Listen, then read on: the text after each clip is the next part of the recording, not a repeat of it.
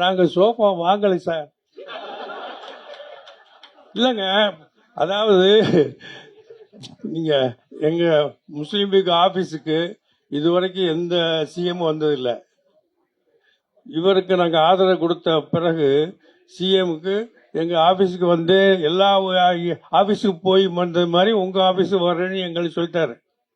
நான் 3 தடவை வேணாங்க இந்த தெரு ரொம்ப சிக்கலான தெருவுங்க, இது வந்து நான் உங்க ஆபீஸ்ல வந்து நன்றி சொல்லிக்கிறேங்கன்னு சொல்லிட்டு இருக்கேன்.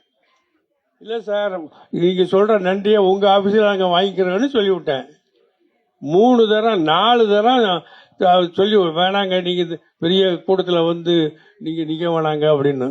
இல்ல எல்லா ஆபீஸுக்கும் நாங்கள் போனோம், உங்க ஆபீஸ் வந்தா தானே நல்லா இருக்கும் அப்படின்னு சொன்னாரு. அப்படி வந்துட்டார். இவர் வந்ததுனால எங்க ஆபீஸ அலங்காரம் பண்றதுக்காக வேண்டி சினிமா பண்ணுவாங்க பாருங்க, ஒரு இரவோட இரவா வெள்ளை அடிச்சு சோஃபால நீங்க சோஃபா கேட்டு அங்கேதான் போட்டது.